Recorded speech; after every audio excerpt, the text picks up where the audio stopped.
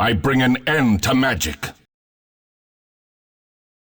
Ladies and gentlemen, my name is eSportsMonies, ESM, Mac10, whatever you want to call me, and today we're going to be going over my guide to jungling Antimage. I would like to apologize for not having a video out yesterday. I was quite under the weather with strep throat, and I am starting to feel better, so hopefully this goes okay. I actually recorded the video footage yesterday and thought about what I wanted to say, but again, I am recording the video footage now, probably a couple hours before the video is actually online on YouTube. So we're going to start by cutting this tree, and we're going to choke point jungle this medium camp. Something that I want to emphasize about Antimage is that he's not the best jungler. And by that I mean a lot of junglers fall into one of two categories. They either are very, very tanky, and that makes them good junglers, you just build damage on them, or they are very, very good at killing creeps quickly, but they aren't super tanky. So, like, if you're Doom, you're super tanky, but you don't kill creeps fast enough, so you're trying to build yourself in a way that kills creeps as quickly as possible.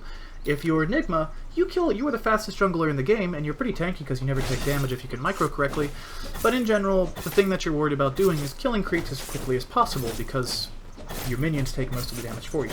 Antimage is in a weird place where he's not super tanky when it comes to creeps, and he's also not super good at killing them quickly. However, the wonderful Ice Frog has seen fit to bestow upon us the resources of the Poor Man's Shield, and the Stout Shield, and the Quelling Blade, and the Iron Talon, so we can sort of make him into a jungler. So the first thing you're going to do is buy a set of tangos, and then you're going to get an Iron Talon. You're then going to get a Quelling Blade at your earliest, I won't say convenience, availability. As soon as you can get a Quelling Blade, you get a Quelling Blade. And then you're going to get a Stout Shield, turn that into a Poor Man's Shield, and then you're going to start working on your Battle Fury. Occasionally I'll find myself in a position where I need to buy a salve, but again, that's rather rare. You don't need to get a salve very often. One thing that is kind of unique about Antimage is that most junglers are really interested in what their team is doing and are ultimately getting whatever item they're getting in preparation to go help their team. Antimage is a jungler that doesn't care too much about his team. Please excuse my failed stack there. It's not important to hit all of your stacks. If you miss one or two, it's not a huge deal. If you make a couple mistakes, you'll be fine. But you absolutely need to get that stack on the first medium camp, or else you'll be level 1 forever, and you won't have the money to buy your initial items, which are really, really, really, really, really important. So, as I was saying, he's not a hero that is too concerned with helping his team in the early game. So a lot of people play him that way nowadays, but that's not the way that you jungle him, because he needs to be focused entirely on killing jungle creeps. In the camp that I'm currently killing, on the left side, you saw me create a sort of pseudo choke point. That's not actually a choke point. It will only choke 2 creeps, so 2 creeps can still hit you even though others might have to walk around. But because you're still fighting against 2 creeps, it's not ideal. So I did move down to the natural choke point at the southern part, which you can actually use to stack creeps, but you'll want to move away around 57 or 58 seconds unless you have the ranged satyr, in which case you should just give up, because they are so difficult to stack if you have both a ranged satyr and a melee satyr. So, skill build.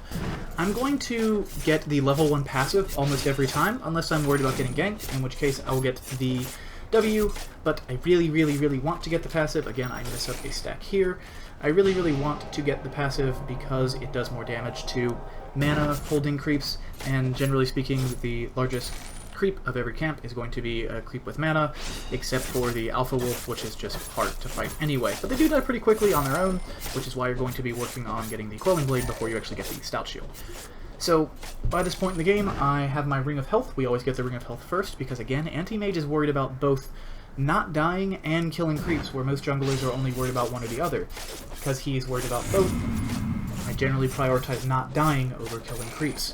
So, the next item we will get will be the Void Stone. Could be up for debate. Please ignore the fact that I just used my Iron Talon on a tree there. Pretty big mistake, but again, it's not going to slow me down too badly. I'm going to still try to kill that troll before I kill any others, because I'm not interested in killing the skeletons. They do 24 damage, so if they don't actually trigger the Poor Man's Shield, that's a lot of damage for a squishy Antimage. So I'm just going to try to kill the troll as fast as possible. So once we get the Perseverance, and the reason that we get the Perseverance before we get any damage items is because it does increase the value of the Void Stone by increasing your mana. It doesn't really increase the health regen, but it gives you 10 damage, which is pretty significant value. It's something that was just sort of added onto the Perseverance like a year and a half ago, so we do prioritize getting the Perseverance. And again, you can see I'm actually killing the larger Ursa pretty quickly because I have 3 points in the passive. So I'm just going to kind of repeat everything that you've seen as far as mechanics are concerned until I have my Battle Fury, which will take me some time. I'm going to start using my Blink more and more once I have the Perseverance, because I will have significantly more mana regen, but again, I do have to be kind of careful with it. 2 points in it is about all I need, because if I were doing something really weird and I had maxed Blink first, it would actually be very difficult for me to find the mana to continually Blink when I wanted to. You can see I'm less than half mana, and the only thing I actually use my mana on is my W. Also, if you don't want to get his ult at level 6, I mean, you should, because it's a mini-stun and it'll cancel TPs, but his ult really doesn't do damage at level 6. Even if you've removed all of the mana of an enemy hero, you've got to be fighting against a hero that's very, very low health and has 0 mana for the level 1 ulti to be good. Level 2 ulti is good, level 3 ulti is absolutely absurdly good, but the level 1 ulti is not particularly impressive. Again, I'm going to whiff this stack, but it doesn't matter. I'm Antimage. Actually, might have been worse for me if I had made that stack, because they would have done so much damage. I would have had to kite a bit, and then, we'll go find a shrine. And since I just used the one right next to me, that would be quite a long trip, and probably would have been less efficient if I had pulled that stack off. I usually buy the more expensive of the 2 damage items first, unless I'm about to die, which is actually why I buy the more expensive one first. So if I'm between 1,200 and 1,400 gold, I'll buy the smaller one first so that I don't lose the money if I get ganked, or when I'm getting ganked. But typically speaking, I will go for the larger one first. Again, I'm going to use my Iron Talon on the largest Frost Creep most of the time, and then I'm going to hit the Frost Mage, because less health, still a little bit more than the Frost Troll, or than the non-Frost Mage, after I've used my Iron Talon on the non-Frost, or Ogre Frost Mage, or whatever. But because I have the passive mana burn, and now I'm going to have it max because I'm above level 7, I kill that Frost dude really, really quickly. Also, ignore what I just did there. I pinged that, which pulled over my bot, so I'm going to go ahead and ping the tower so he'll leave me alone. He still has a little bit of experience, but again, I'm not worried about experience because you're going to be jungling for a rather long period of time. So you're going to be pretty high level anyway. As far as the rest of the guy, or the rest of the game is concerned, again, you can see right here, I'm going to Iron Talon one of the non-Frost Ogres, then I'm going to kill the Frost Ogre, then I'm going to kill the one that I Iron Talon. And the reason that I do this is because I am still concerned.